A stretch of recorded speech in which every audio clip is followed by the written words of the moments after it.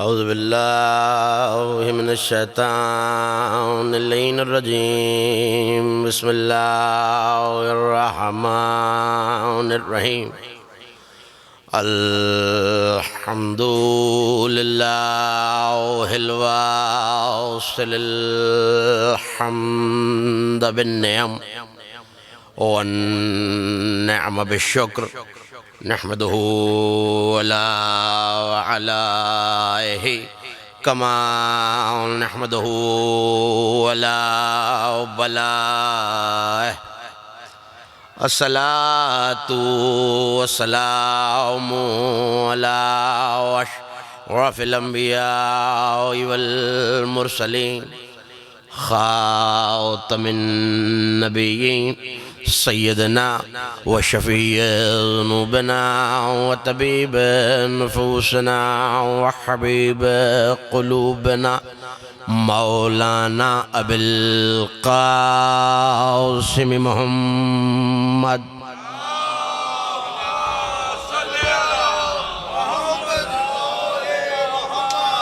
وأهل بيته الطيبين الطاهرين المعصومين المظلومين الميامين الذين ذهب الله عنهم الرجس وطهرهم تطهيرا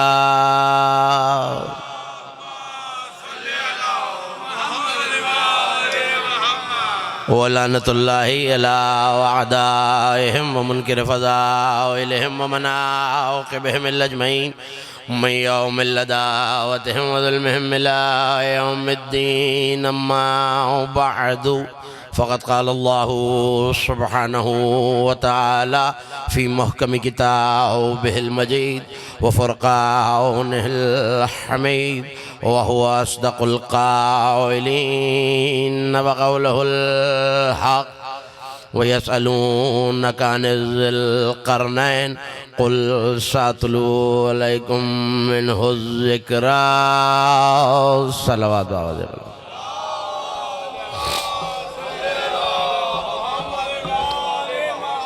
مجلس ترحیم مجلس ایصال ثواب منعقد ہے. ایک مومنہ، ایک عزادار، ایک کنیز اہل بیت کے لیے، اور میں نے آپ کے سامنے اس گفتگو کے لیے سرنامہ سخن میں جسائے وافی ہدایہ کو تلاوت کرنے کا شرف حاصل کیا. یہ کلام مجید کے 18ویں سورہ مبارکہ کہف کی آیت. آیت کا نشان 83. لیکن اس سے پہلے کہ میں آیت کے ترجمے اور مطالب کی طرف بڑھوں، کچھ جملے ایسے ہیں کہ شاید آپ اسے رسم سمجھیں، میں اسے فریضہ منصبی سمجھتا ہوں. اور جب کبھی ایصال ثواب کی مجلس سے خطاب کرنے کا شرف حاصل ہوا، یہ جملے کہیں ہیں اور بتصدق و عطائے گرد پائے حضرت حجت جب تک اس منبر پہ باقی ہوں کہتا رہوں گا. میرے بزرگ تشریف فرمائے جو ان مفاہیم کو مجھ سے بہتر سمجھتے ہیں. لیکن کچھ سوال آج کے اس دور میں ایسے ہیں جو یا پیدا کیے جاتے ہیں یا پیدا ہوتے ہیں.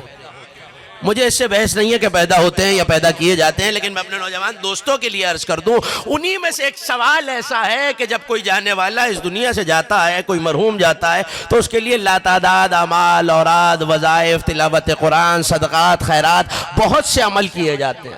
سوال یہ ہے کہ اتنے سارے اعمال کے انجام پانے کے بعد پھر بھی ایصال ثواب کے لیے ذکر آل محمد کی ضرورت کیوں ہے؟ یہیں سے جڑ جائیے میرے ساتھ. ان سارے اعمال کے بعد جب بھی کوئی مومن یا مومنہ، کوئی پیارا کسی کے گھر سے رخصت ہوتا ہے تو تلاوت کلام پاک بھی ہو رہی ہے، صدقات بھی دیے جا رہے ہیں، خیرات بھی ہو رہی ہے، اس کے لیے کئی اعمال انجام پاتے ہیں ایصال ثواب کے لیے. لیکن یہ سب ہونے کے بعد پھر بھی ذکر آل محمد کی ضرورت کیوں ہے؟ تو دیکھیے، جو کچھ میں یہاں اپنے مرحوم کے لیے کرتا ہوں، میں نے فاتحہ دلوانے کے لیے پکوان پکایا اور فاتحہ دی تو یہ کھانا وہاں نہیں پہنچا. پتہ نہیں میرا پیغام آپ تک پہنچ رہا ہے. میں نے اگر پکوان پکایا ہے تو یہ فاتحہ کا کھانا تو وہاں نہیں پہنچ رہا. میں نے اگر اپنے مرحوم کے لیے لباس خیرات کیا ہے تو یہ لباس وہاں نہیں پہنچا. میں نے رقم دی ہے تو وہ رقم وہاں نہیں پہنچی. تو ہو سکتا ہے کہ میرے ممبر سے اترنے کے بعد میرا کوئی بھائی مجھ سے یہ کہے کہ زیدی صاحب جب کچھ پہنچ ہی نہیں رہا تو اتنے تردد اور زحمت کی ضرورت کیا ہے؟ تو تو اسی مجلس میں سے کوئی بزرگ اسے بتائے کہ اللہ لباس نہیں، کھانا نہیں، رقم نہیں، اس کا نعم البدل وہاں فراہم کرتا ہے۔ بس بتانے کا مقصد یہ ہے، ذکر آل محمد کے انعقاد کی ضرورت یہ ہے، یہ جیسا یہاں کیا جاتا ہے ویسا وہاں سنایا جاتا ہے۔ تو ایک بات تو طے، خدا کی بارگاہ میں ہر شے کا نعم البدل ہے، ذکر اہل بیت کا نعم البدل ہے۔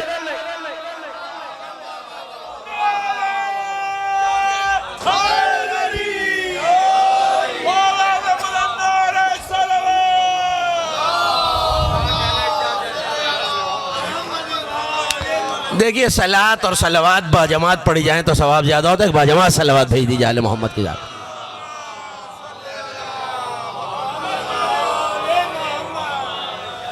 دوسری بات یہ کہ کئی مرتبہ شہر کے کئی ممبروں سے یہ حدیث سنا چکا ہوں، مگر فریضہ منصبی سمجھتے ہوئے خاکی نقوی صاحب تشریف فرمائے، احسان نقوی صاحب تشریف فرمائے، ان کے جد کے مجلس ایصال ثواب میں مشتاق مجتبیٰ صاحب مرحوم کے ایک فقرہ اور ایک حدیث میں نے آپ کے حوالے کی تھی علماء اہل سنت کے حوالے سے، اور کئی چہرے ایسے ہیں جو وہاں بھی موجود تھے، لیکن یہ پیغام نوجوانوں تک پہنچتا رہے، اسے بار بار دہرانا چاہیے کہ زمانہ یاد رکھے کہ علی والے کا اس دنیا سے جانا غیروں کے جانے سے ذرا مختلف ہوتا ہے۔ بات ذکر سے شروع ہوئی ہے تو یہ جملہ تو آپ کے حوالے کرتا چلوں گا۔ کیوں مختلف ہوتا ہے کہ علماء اہل سنت میں ایک بہت بڑی تعداد ہے جس نے نبی کی وہ حدیث لکھی کہ پیغمبر اکرم نے بھری مسجد نبوی میں علی کی طرف دیکھ کے کہا، یا علی تمہاری خوشی کے لیے یہ کافی ہے کہ تمہارے چاہنے والے کے لیے دو چیزیں نہیں ہیں۔ دیکھیے جو یہاں بیٹھا ہوتا ہے اسے دبتی ہوئی آوازیں بھی سمجھ میں آتی ہیں اور چہرے بھی بہت صاف نظر آتے ہیں، تو جب میرے نوجوان دوست دب دب کے بولتے ہیں تو پتہ چلتا ہے کہ میرا جملہ واضح نہیں ہوا۔ میں اور قریب ہو کے عرض کروں، دو چیزیں نہیں ہیں اس لاجیکل اور منطقی زمانے میں۔ ہو سکتا ہے کہ کوئی سوچے خوش تو اس پہ ہوا جاتا ہے جو ہو، میرے پاس کوئی نعمت نہیں ہے تو میں اس پہ خوش تو نہیں ہو سکتا، جو ہے اس پہ خوش ہوں گا۔ تو میں اتنی سی عقل رکھنے کے باوجود یہ سمجھتا ہوں، صلوات بھیج دیجیے آل محمد کی ذات۔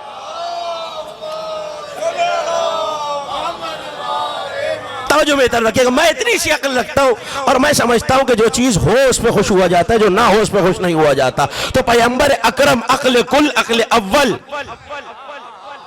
علی سے کہہ رہے ہیں، یا علی تمہاری خوشی کے لیے یہ کافی ہے، دو چیزیں نہیں ہیں۔ ظاہر ہے کہ علی جانتے ہیں، آگے بڑھ کے کہا یا رسول اللہ خوش تو اس پہ ہوا جاتا ہے جو ہو، آپ کہہ رہے ہیں دو چیزیں نہیں ہیں۔ مسکرا کے کہنے لگے یا علی چیزیں تم سن لو، پیغام پہنچ جائے گا کہ یا رسول اللہ وہ کیا؟ جملہ نبی کا، لکھنے والے علماء اہل سنت حدیث آپ کے حوالے، مسکرا کے کہنے لگے حسرۃ عند موتہ والوحشۃ فی قبرہ، یا علی تمہاری خوشی کے لیے کافی ہے کہ تمہارے چاہنے والے کے لیے دو چیزیں نہیں ہیں۔ کیا؟ موت کے وقت حسرت نہیں ہے، قبر کے اندر وحشت نہیں ہے۔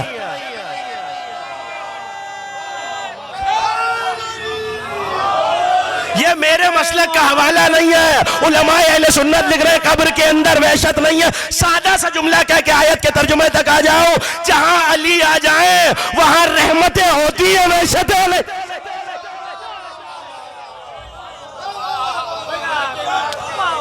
میں نے سورہ مبارکہ کہف کی آئے وافی ہدایہ کو تلاوت کرنے کا شرف حاصل کیا۔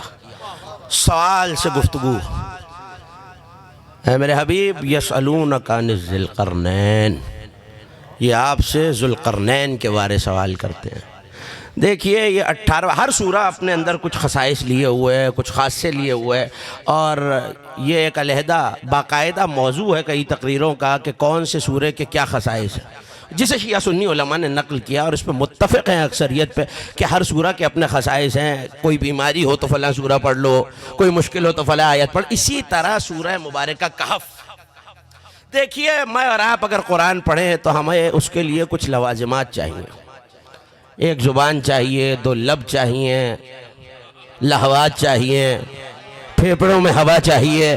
اس کا مطلب ہے کہ یہ پڑھنے کے لیے زندگی چاہیے، مگر سورہ کہف مجھے اس مجلسی مجمع کو بتانے کی ضرورت نہیں ہے، وہ سورہ ہے جو وہاں پڑھا گیا جہاں زندگی بھی نہیں تھی،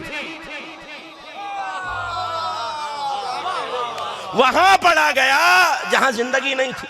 کس نے پڑھا؟ سید الشہداء نے پڑھا. مجھے اس سے بحث نہیں ہے، لیکن پوچھنا یہ ہے نعوذ باللہ ثم نعوذ باللہ، کیا حسین کوئی اور سورہ نہیں جانتے؟ میں سوچوں بھی تو کافر ہو جاؤں. حکیم کا فعل حکمت سے خالی نہیں ہوتا.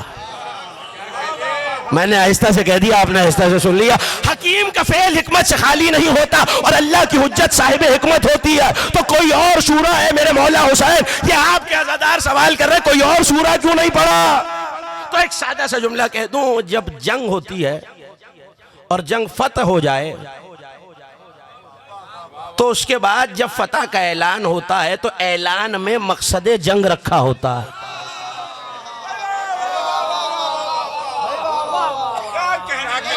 پھر سن لیجئے. اگر میں کیا کروں کہ مثال کے بغیر بات آگے بڑھ نہیں سکتی، تو بزرگوں سے معذرت کر کے نوجوانوں کے لیے مثال، اگر پڑوسی ملک سے آپ کی جنگ ہو جائے تو ایک خطہ ہے جس پہ تنازع ہے. اگر پاکستان یہ جنگ جیت جائے تو کیا اعلان کرے گا؟ ہم نے بہار فتح کر لیا، ہم نے یو پی فتح کر لیا. جس خطے پہ ہے جب جنگ جیتی جائے تو فتح اعلان کر کے بتاتی ہے کہ جنگ کا مقصد کیا تھا. پوچھنا یہ ہے، زمانہ فیصلہ کرے. حسین اگر جنگ جیت کے سورہ کہف پڑھ رہے ہیں تو یہ اعلان فتح حسین ہے. نہ پتہ چلتا اگر علامہ مجلسی نہ لکھتے کہ انہوں نے لکھا کہ غور کرو یہ سورہ کہف کی گہرائیاں تو اپنی جگہ، مگر سورہ کہف کی آیتیں 110 ہیں.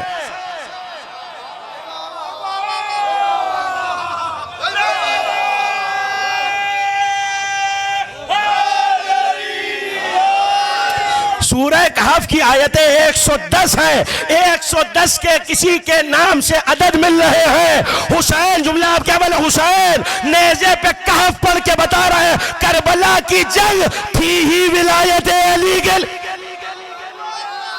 نعرہ حیدری،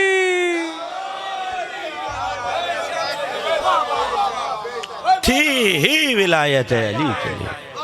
اسی سورہ سے میں نے آیا وافی ہدایہ کو تلاوت کرنے کا شرف حاصل کیا.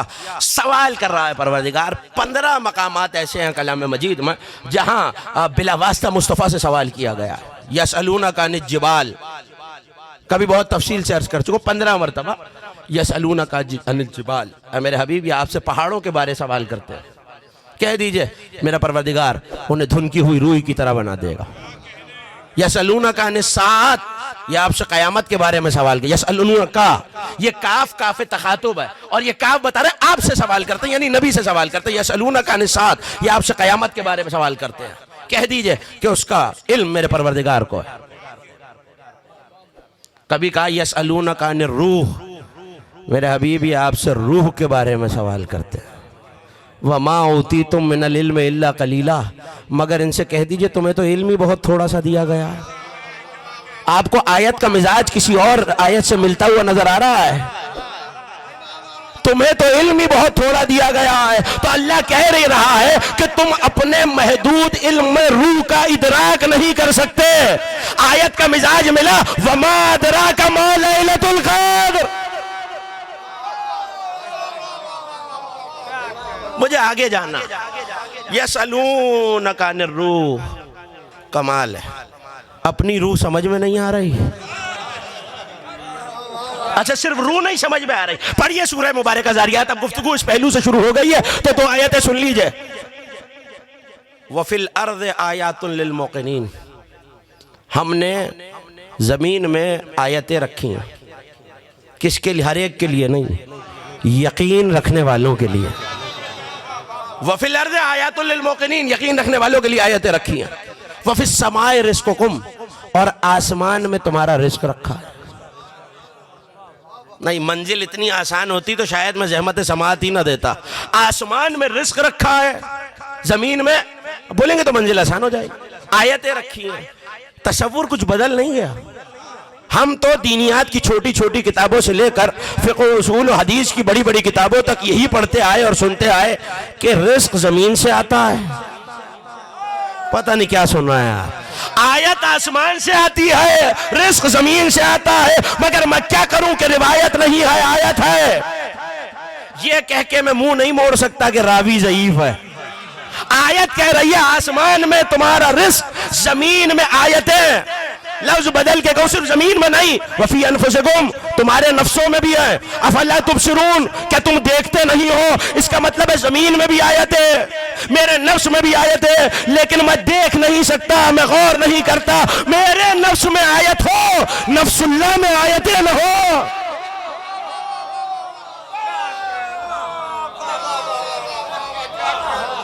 سمجھ میں تو اپنا نفس نہیں آ رہا، سمجھنے نفس اللہ کو چلے آئے، تو اس کا مطلب ہے تم روح کو نہیں سمجھ سکتے۔ اسی طرح کا وَيَسْأَلُونَكَ عَنِ ذِي الْقَرْنَيْنِ، دیکھیے سوال کے بارے میں کبھی عرض کیا تھا، سوال کے بارے میں ایک بڑی بنیادی سی بات ہے کہ سوال کرنے والے کا استحقاق ہے کہ وہ سوال کر سکے۔ میں مثال دیتا ہوں اور تھوڑی سی مدد کریں گے تو منزل آسان ہو جائے گی۔ کیا اولاد کا، ایک ماں کے ایصال ثواب کی مجلس ہے، کیا اولاد کا یہ حق ہے کہ وہ ماں باپ سے سوال کرے اپنی تربیت کے بارے میں؟ ابھی تو میں صرف سوال کر رہا ہوں۔ کیا امت کا یہ حق ہے کہ وہ مصطفیٰ سے سوال کرے؟ کیا بندوں کا یہ حق ہے کہ وہ اللہ سے سوال کرے؟ تو دیکھیے جواب کے لیے کوئی دلیل تو چاہیے۔ پہلی بات یہ کہ چلیے معاملہ خدا کا دیکھ لیجئے کہ کیا ہمیں حق ہے کہ ہم پروردگار سے سوال کریں، بندے ہو کے معبود سے سوال کریں؟ تو اس نے قرآن میں سورہ مبارکہ انبیاء میں آیت رکھی ہوئی ہے، کوئی مجھ سے سوال نہیں کر سکتا، وَهُمْ يُسْأَلُونَ، مگر ہم ان سے سوال کریں گے۔ اس کا مطلب ہے پروردگار سے سوال نہیں ہو سکتا کہ اس نے جو بنایا ہے کیوں بنایا ہے، جو کیا ہے کیوں کیا ہے۔ مثلا وہ کہتا ہے رب المشرقین والمغربین، میں مشرق کا بھی رب ہوں، مغرب کا بھی رب ہوں، اپنا گھر مغرب میں بنایا ہے، پتہ نہیں کہاں بیٹھ، اپنا گھر مغرب میں بنایا ہوا ہے۔ کہتا ہے پتھروں کو سجدہ نہ کرو، ہم سے مٹی اور گارے کے گھر کو سجدہ کرا رہا ہے۔ تو اس نے کلیہ رکھا ہوا ہے کہ تم سوال نہیں کر سکتے، ہم تم سے سوال کریں گے۔ اس کا مطلب ہے اب مرحلہ یہ نہیں، جملہ آپ کیا حوالے کرو، اب مرحلہ یہ نہیں ہے کہ ہم سوال کریں، پوچھے گا وہ کہ ہم نے کعبہ بنایا تھا، یہ مت پوچھو یہاں کیوں بنایا، ہم پوچھیں گے سجدہ کیا تھا یا نہیں۔ اگلا سوال اور اہم ہے، ہم نے 1,24,000 انبیاء کیوں بنائے، تم نہیں پوچھو گے، ہم پوچھیں گے مانا تھا یا نہیں۔ تو اسی طرح تم نہیں پوچھو گے علی کو ولی کیوں بنایا، ہم پوچھیں گے ولایت کو مانا تھا یا نہیں۔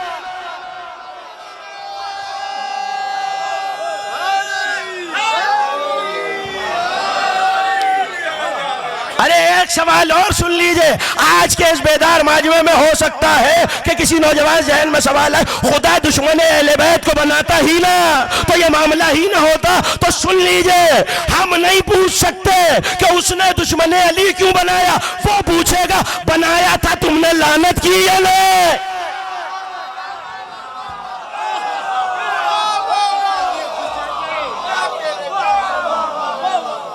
اس سے سوال نہیں ہے۔ تو بات یہ ہے کہ کس کی کریڈیبلیٹی ہے کہ سوال کر سکے یا نہ کر سکے۔ لیکن ایسے میں علی نے، رضا صاحب تشریف فرما ان کی مجلس میں عرض کیا تھا 13 جمادی الاولیٰ کو کہ علی نے نہج البلاغہ میں اس کا جواب دے رکھا ہے۔ نہج البلاغہ ہر گھر میں موجود ہے، جملہ آپ کے حوالے دیکھیے جس کا تعلق درس و تدریس سے رہا ہے، اور وہ میری گواہی دے سکتے ہیں کہ جب طالب علم ہاتھ اٹھاتا ہے سوال کرنے کے لیے تو استاد اس کی باڈی لینگویج سے یہ جانتا ہے کہ وہ سمجھنے کے لیے پوچھ رہا ہے یا استاد کا امتحان لے رہا ہے۔ جن کے تعلق وہ میری گواہی دے سکتے ہیں، سمجھنے کے لیے پوچھ رہا ہے یا استاد کا امتحان لے رہا ہے۔ تو علی نے یہ کلیہ واضح کر دیا۔ نہج البلاغہ آپ کے حوالے کلمات القصار، جو دیکھنا چاہے میرے پاس آ جائے، مسکرا کے علی نے فرمایا سمجھنے کے لیے پوچھو، الجھنے کے لیے نہیں۔ دیکھیے اگلے فقرے شاید کسی کی طبیعت پہ گراں گزر جائیں، مگر مجھے معاف فرمائیے گا اگر کسی کے ذہن میں کوئی چہرہ آ جائے، لیکن علی کا قول ہے نہج البلاغہ میں، جو حوالہ دیکھنا چاہے میرے پاس آ جائے۔ میرے مسلسل سننے والے تشریف فرمائیں جو جانتے ہیں کہ آنکھ سے دیکھ کے پڑھنے کا عادی ہوں، کان سے سن کے نہیں۔ توجہ کیجئے گا، سمجھنے کے لیے پوچھو، الجھنے کے لیے۔ اب جملہ محفوظ کیجئے گا جہاں تک مجھے آپ کو لانا ہے۔ وہ جاہل، توجہ، وہ جاہل جو سمجھنے کے لیے پوچھ رہا ہے، اس کی مثال عالم کی ہے۔ چلتے رہیے گا میرے ساتھ. وہ جاہل کیوں جاہل ہے مگر پوچھتے پوچھتے ایک دن صاحب علم ہو جائے گا. لیکن اگلا ٹکڑا اس سے بھی اہم ہے. وہ عالم جو الجھنے کے لیے پوچھ رہا ہے مثل جاہل کے ہے.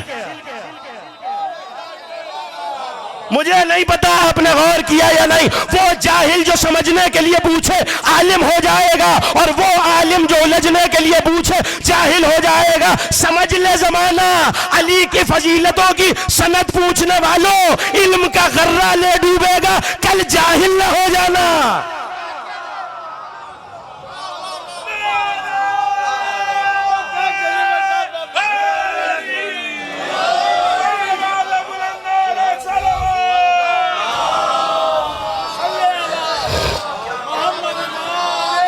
مجھے یقین ہے آپ اس سے بلند صلوات پڑھ سکتے ہیں.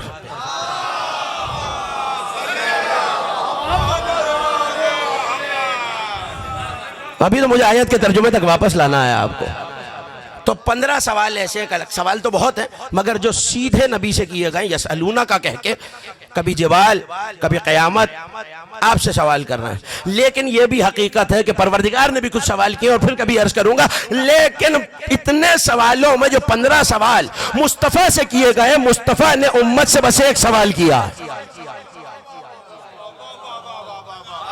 صرف ایک سوال کیا ہے. آپ کہیں گے وہ کون سا سوال؟ سوال آپ کا بہت سنا ہوا ہے. قُلْ لَا أَسْأَلُكُمْ عَلَيْهِ أَجْرًا, صرف ایک سوال کیا.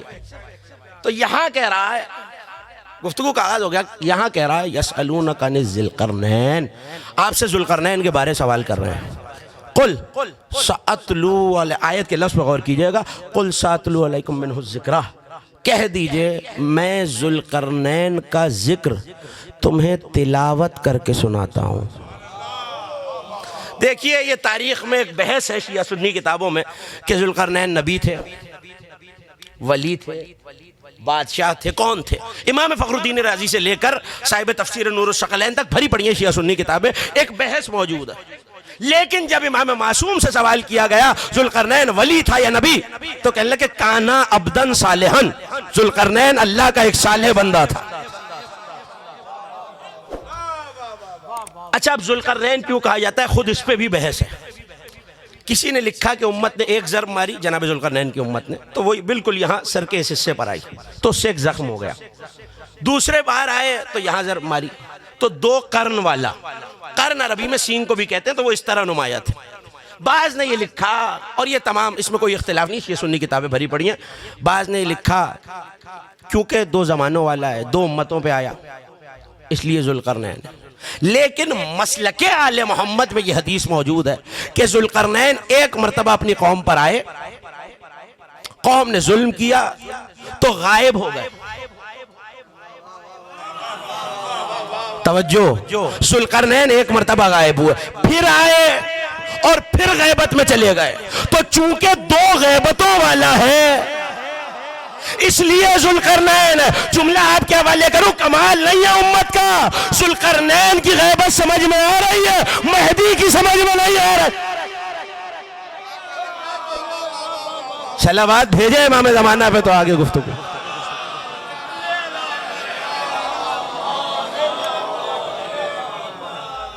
دیکھیں یہ 2 زمانے کیا ہیں, قرآن کے پڑھنے والے تشریف فرمائے, بزرگ تشریف فرمائے, مشرق تک گئے اور عالم دیکھا کہ سورج غروب ہو رہا ہے. پھر مغرب تک گئے, گئے کیسے؟ سمت با سببن, ایک بہت عظیم سبب کے پیچھے پیچھے چلے. دیکھیے میں اگر ابو تحسین صاحب کے پیچھے چل رہا ہوں یا شاہد صاحب کے پیچھے چل رہا ہوں تو ان کا آگے ہونا ضروری ہے. اللہ کہہ رہا ہے ذو القرنین ایک سبب کے پیچھے چل رہا تھا, اس کا مطلب ہے کوئی تو سبب ہے جو ذو القرنین کو رستہ دکھا رہا تھا. میرے مالک میں تو مشکل میں آ گیا, تو مسبب الاسباب ہے, یہ کون سا سبب ہے کہ جب مشکل میں آؤ تو گھبرا نہ جایا کرو, مشکل کشا کے دروازے پہ آ جایا کرو. میں نے زیارت جامعہ کو کھولا تو آواز آئی ہے آل محمد ام من شیء والا انت سببا, کوئی شے نہیں ہے مگر تم اس کا سبب ہو. اس کا مطلب ہے اس گھرانے میں کوئی تھا جو ذو القرنین کو رستہ دکھا رہا تھا. دیکھیے مجھے ان سب چیزوں پہ گفتگو نہیں, کہ جہاں تک مجھے آپ کو لانا ہے وہ یہ سأتلو تلا یتلو، میں تلاوت کرتا ہوں۔ بادشاہ تھے، عبد صالح تھے، سوال یہ اتنی اہمیت کہ اللہ ذوالقرنین کے ذکر کو تلاوت کہہ رہا ہے۔ تلاوت تو قرآن کی ہوتی ہے میرے مالک، تیری آیتوں کی ہوتی ہے۔ یہ ذوالقرنین کے ذکر میں جملہ آپ کے حوالے، جملے کی قدر کیجئے گا، یہ ذوالقرنین کے تذکرے میں ایسا کیا ہے؟ تو علامہ علی متقی ہندی، علماء اہل سنت میں سے، انہوں نے لکھا، بھری ہوئی تھی مسجد نبوی، سوئی بھی گرے تو زمین پہ نہ آئے، تل دھرنے کی جگہ نہیں ہے، اور نبی کی نظریں وہاں آ کر رک گئی جہاں ابو طالب کا نور نظر بیٹھا تھا۔ حدیث آپ کے حوالے شیعہ سنی کتابوں نے لکھا، نبی نے دیکھ کے فرمایا، یا علی ان لکا کنزن فی الجنہ وانت یا علی ذو قرنیہا، یا علی تمہارا جنت میں ایک خزانہ ہے اور تم اس امت کے ذوالقرنین ہو۔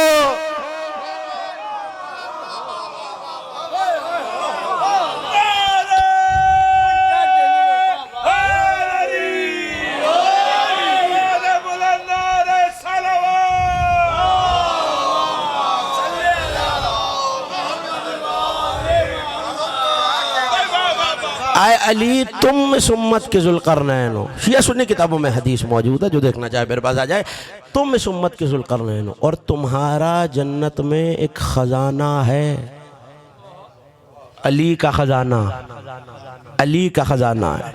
دیکھیے، ان لکا کنزن فی الجنہ، میں کئی مقامات پہ یہ عرض کر چکا ہوں، امام بارگاہ شہدائے کربلا میں بھی اور شہر کے دیگر ممبروں سے بھی، کہ قرآن کسی بھی طور سینونمز مترادفات کا قائل نہیں ہے۔ یہ غلط تصور ہے، مجھے معاف فرمائیے گا اگر کسی کے ذہن میں ہے کہ بہت سے لفظ ہیں اور ان کے معنی ایک ہے، ایسا کوئی تصور قرآن میں نہیں ہے۔ خیر، بر، حسنہ، ہم سب کا ترجمہ کر دیتے ہیں نیکی۔ کنز، خزانہ، قنطار، ہم سب کا ترجمہ کر دیتے ہیں خزانہ۔ اگر چار لفظ ہیں اور معنی ایک ہیں تو چار میں کام تو ایک سے چل رہا ہے نا، تو پھر تین تو بیکار ہو گئے۔ میں مثال دے رہا ہوں، چار کام ایک سے چل رہا ہے تو تین بیکار، اگر بیکار ہو گئے تو جو بیکار شے خلق کرے وہ صاحب حکمت نہیں ہوتا، اور اللہ حکیم بذات ہے۔ اس کا مطلب ہے کہ معنی میں کہیں باریک شعراء کی موجودگی میں، شاہ صاحب تشریف فرمائے، شعراء کی موجودگی میں عرض کر رہا ہوں، اگر باریک سا فرق نہ ہو تو لفظ کا خلق ہونا بے سبب بے سود ہو جائے گا۔ اس کا مطلب ہے کہ کوئی باریک فرق موجود ہے، اور بہت عرصے سے یہ عرض کر رہا ہوں، کوئی سینونمز قرآن میں موجود نہیں ہے، ہر لفظ کے الگ معنی ہے۔ خزانہ بھی قرآن کا لفظ ہے، کنز بھی قرآن کا لفظ ہے، قنطار بھی قرآن کا لفظ ہے۔ قنطار کہتے ہیں بہت سارے معنی، اگر آپ تک پہنچ جائے تھوڑی سی مشکل بات ہے، مگر مشکل کشا کے صدقے میں آپ کے حوالے، قنطار بہت سی تعداد میں دولت، اسے قنطار کہتے ہیں۔ کنز ایسی دولت کہ جسے جمع کر کے بند کر دیا جائے، توجہ رکھیے گا، اور خزانہ ایسی دولت جسے حفاظت کے ساتھ رکھا جائے، محفوظ تو کیا جائے، جمع تو کیا جائے، مگر خزانے اور کنز میں فرق یہ ہے کہ اس کی حفاظت پہ کسی کو مامور کیا جائے۔ ایک اور لفظ ہے ذخیرہ۔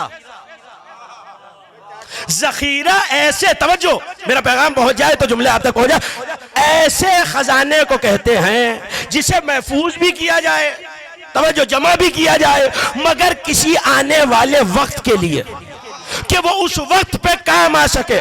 نبی کہہ رہے ہیں، یا علی تمہارا ایک خزانہ ہے اور تم اس امت کے ذوالقرنین ہو۔ علی تو خود اللہ کے علم کا خازن ہے، علی کا کون سا خزانہ ہے؟ میں تلاش کرتا چلا اور کرتے کرتے علامہ علی ربانی خلخالی کی کتاب کو کھولا تو جناب زینب کی زیارت میں فقرے تھے، السلام علی ذخیرۃ الحیدریہ، آئے علی کے ذخیرے تم پر میرا سلام۔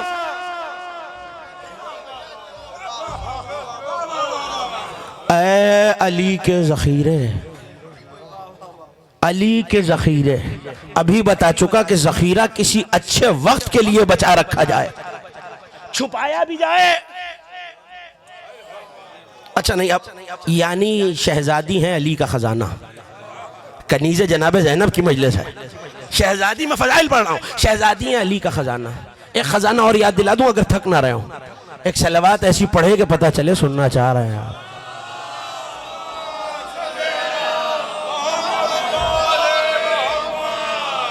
یہی سورہ کہف ہے. آیت میں پڑھوں گا اور ظاہر ہے کہ آپ جلدی سے پہنچ جائیں گے. اِنَّكَ لَن تَسْتَطِيعَ مَعِيَ الصَّبْرَ. جناب موسیٰ کسی کے آگے ہاتھوں کو جوڑے کھڑے ہیں.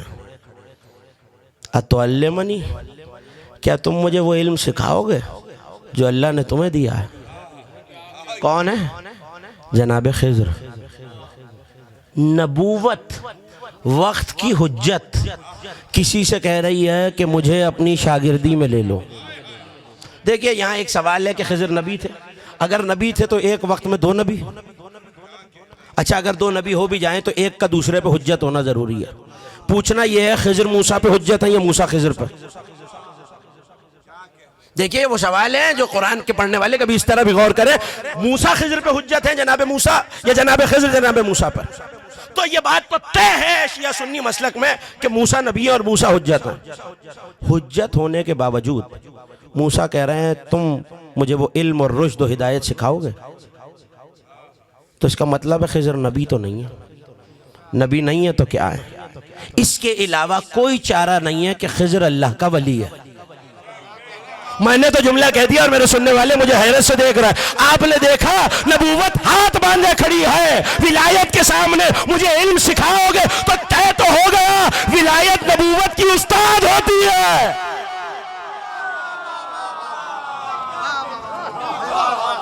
جو سوال آپ کے ذہن میں آ رہا ہے میں پہلے اس کا جواب دے دوں.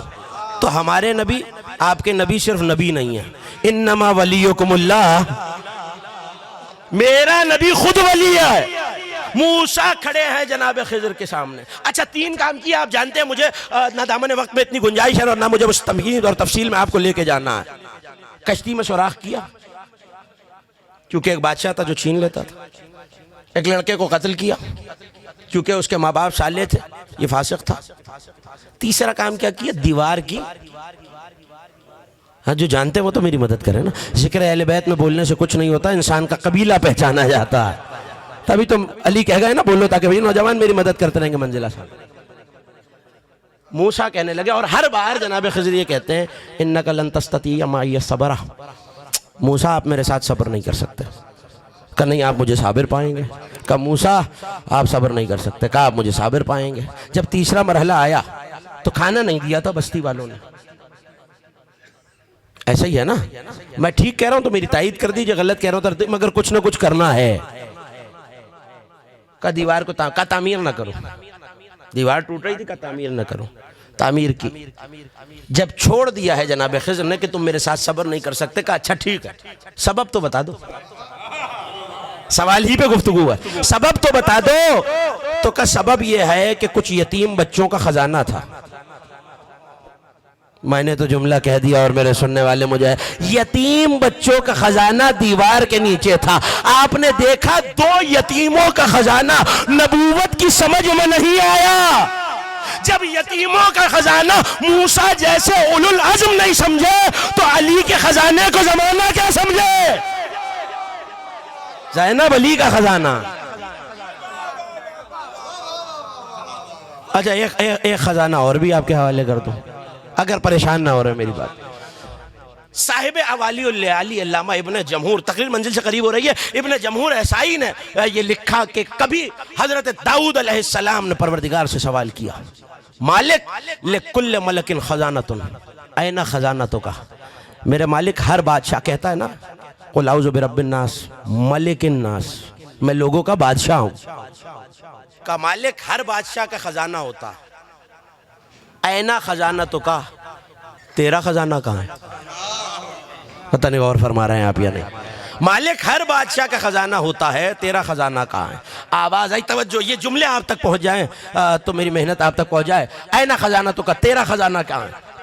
کہ یا داؤد لی خزانت، میرا بھی یہ خزانہ ہے. اعظم من العرش، جو عرش سے زیادہ عظیم. اوسع من الکرسی، کرسی سے زیادہ وسیع ہے. اتنی آسانی سے میں نہیں گزروں گا. وسع کرسیہ السماوات والارض، کرسی وہ ہے جس نے زمین و آسمان کو اپنے حصار میں لے رکھا ہے اور اللہ کہہ رہا ہے یہ خزانہ کرسی سے زیادہ وسیع ہے. اطیب من الجنت، جنت سے زیادہ پاکیزہ ہے، ازین من الملکوت، یہ آسمان ملکوت فلک سیارگان ان سے زیادہ سجا ہوا ہے، ارض و حل معرفت، ایک ایک علی والے کی نظر، سماع و حل ایمان، اس میں زمین بھی ہے آسمان بھی ہے، زمین معرفت کی ہے، آسمان ایمان کا ہے، شمس و حل شوق، اس میں سورج شوق کا نکلتا ہے، قمر و حل محبت، محبت کا چاند ابھرتا ہے، عقل کے بادل چھائے رہتے ہیں، رحمت کی بارشیں برستی ہیں، پیڑ اطاعت کے لگتے ہیں، ان میں پھل حکمت کا لگتا ہے، اس کے 4 دروازے ہیں، ایک حلم ہے، ایک علم ہے، ایک صبر ہے، ایک رضا ہے۔ حضرت داؤد نے حیران ہو کے پوچھا مالک اتنا بڑا خزانہ جو عرش سے زیادہ وسیع ہے کہاں چھپا کے رکھا ہے؟ آواز آئی اللہ وحیل قلب، داؤد یہ خزانہ مومن کا دل ہوتا ہے۔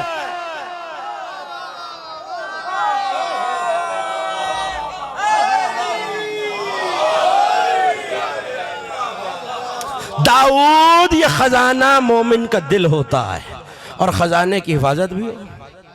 دیکھیے اگر آپ دیکھیں کہ اسی انچولی سوسائٹی میں، سادات سوسائٹی میں بلاک 20 میں خالی پلاٹ رکھا ہوا ہے، یا کوئی کھنڈر ہے، کوئی مخدوش عمارت ہے، اور آپ دیکھیں کہ لوگ اس کی حفاظت کر رہے ہیں، پولیس بھی کھڑی ہے، فوج بھی کھڑی ہے، رینجرز بھی کھڑی ہے۔ آپ سوچیں گے تو صحیح، پتہ نہیں کیا سن رہے ہیں آپ، سوچیں گے تو صحیح بھائی یہ کھنڈر ہے، مخدوش ہے، برباد ہے، ختم ہے، اس میں نہ جان ہے نہ کوئی رہ سکتا ہے، پھر اس حفاظت کی ضرورت کیا ہے؟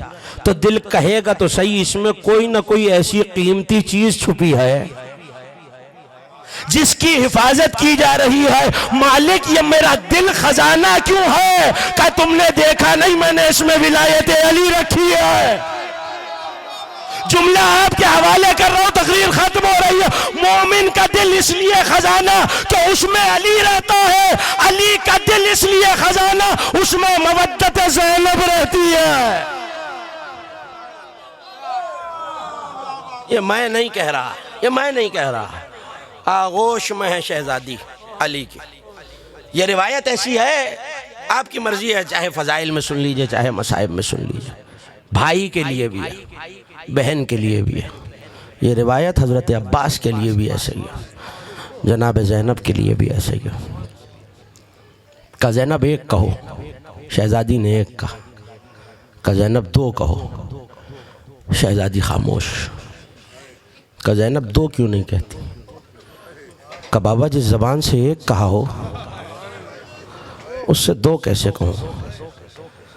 تو ایک مرتبہ پیشانی کا بوسہ لیا علی نے اور رو کے کہنے لگے زینب تمہارے منہ میں تمہارے بابا کی زبان ہے۔ بی بی نے سوال کیا بابا ہم سے محبت ہے؟ تو کہ زینب تم میرے دل کا چین ہو۔ تو کہ بابا 2 محبتیں ایک دل میں، اللہ کی بھی اور زینب کی بھی؟ علی کا کہنا بتا رہا ہے زینب کی مودت خدا سے محبت ہے، ایسی محبت کہ جب مدینے سے کوفے لائی گئیں علی کی بیٹیاں، 2 جملے سن لیجئے، یہ ایک ماں کی مجلس ترحیم ہے۔ آپ کی آوازیں بلند ہو گئیں، شاید کسی کے ذہن میں وہ مصرع آئے، ماں تو ہے بس سون و محمد کی ماں۔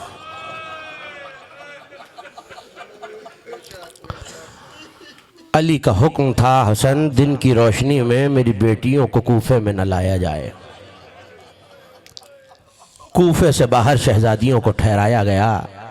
جب رات ڈھل گئی تو علی ایک مرتبہ بیٹی کو لینے کے لیے آئے۔ کجاوے میں علی کی شہزادی سوار ہے، خود میرے مولا نے مہار کو تھاما اور ایک مرتبہ اب سواریوں کو لے کے چلے، اور جیسے ہی کوفے میں داخل ہوئے نا تو علی نے ایک جملہ کہا زینب ذرا ہماری کا پردہ اٹھانا۔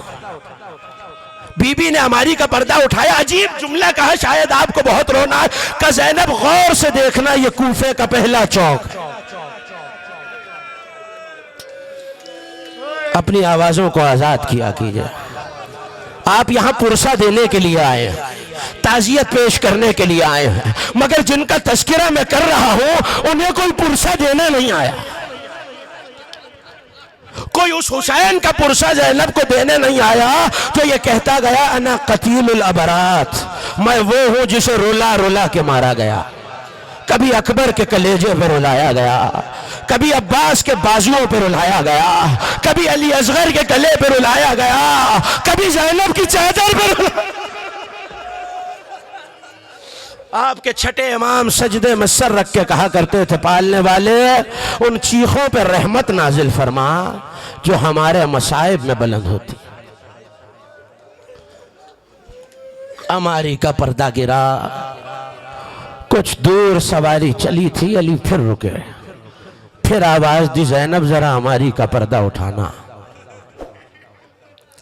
ایک مرتبہ پردے کا اٹھنا تھا، بی بی کی نظریں بازار پہ پڑی اور رو کے کہا زینب یہ کوفے کا بازار ہے۔ میری شہزادی نے تڑپ کے پوچھا بابا یہ رستے تو بیٹوں کو دکھائے جاتے ہیں۔ علی کی آواز آئی زینب ایک دن یہی کوفہ ہوگا، ہاتھوں میں رسن ہوگی، آج شہزادی بن کے آئی ہو، ارے کل قاضی بن کے۔ مرتبہ کچھ دور چلے تھے در سے کہ آواز دی حسن یہ جنازے کے پیچھے ہلکا سا سایہ کس کا ہے، یہ قدموں کی چاپ کس کی ہے؟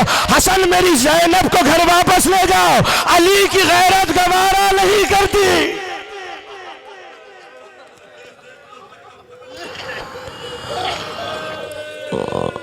وہ بی بی جس نے اپنے بچوں کو حسین پہ قربان کر دیا۔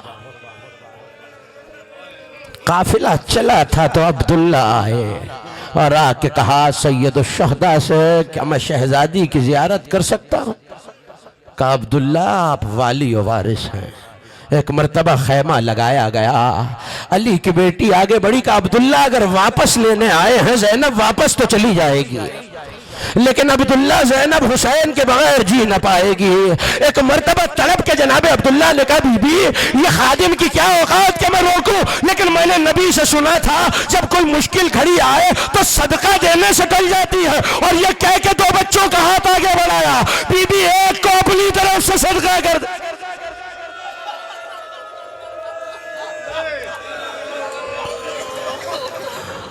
کبھی نہیں روئی بیٹوں پر۔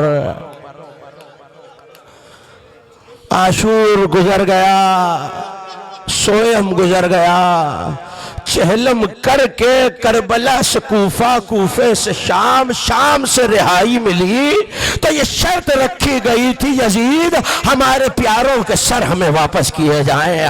ایک ایک کر کے سر آئے، علی کی بیٹی نے حسین کا سر آغوش میں لیا، ام کلثوم نے عباس کا سر آغوش میں لیا، جناب لیلا نے علی اکبر کے چھوٹے چھوٹے تو سر باقی رہے۔ کسی نے آواز دی کہ ان بچوں کی ماں دنیا سے گزر گئی ہے۔ علی کی بیٹی اپنے لاڈلوں کو زندان کے بعد بھی نہ روئی، لیکن بس ایک موقع آیا جب کربلا لوٹ کے زینب واپس آئیں، قبر رسول پہ پرسہ دیا۔ ہاں سن لیجئے ایک بیٹی کا ماں سے ملنا، جب رات ڈھلی اور علی کی بیٹی بقیہ کی طرف آئی، قناتیں لگا دی گئی، ماں کی قبر پہ خود کو گرا لیا۔ ماں جب کوئی سفر سے آتا ہے تو سوغات سفر لاتا ہے، اور یہ کہہ کے حسین کا تیروں سے چھلنی کرتا ماں کی قبر پہ رکھا، قبر زہرا لرز گئی۔ کہا ماں کرتا نہ دیکھا گیا، زینب 70 قدموں۔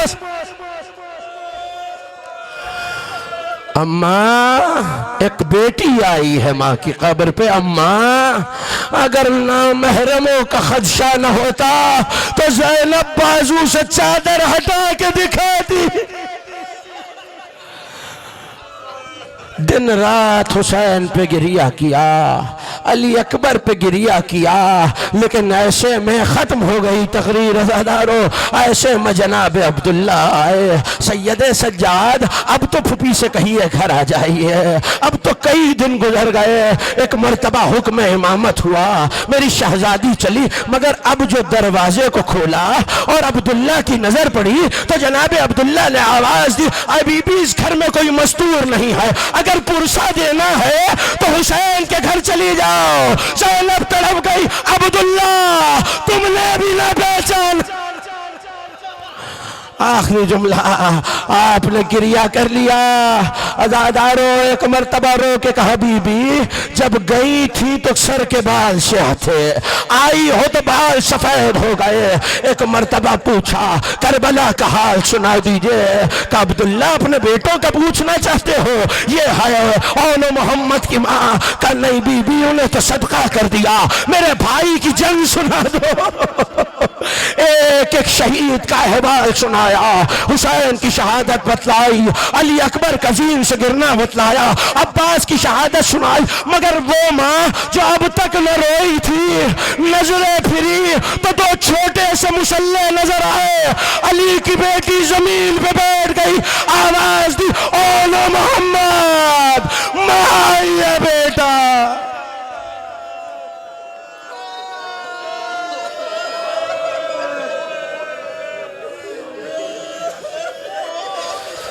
وَسَيَعْلَمَ الَّذِينَ ظَلَمُوا أَيَّ مُنْقَلِبٍ يَنْقَلِبُونَ۔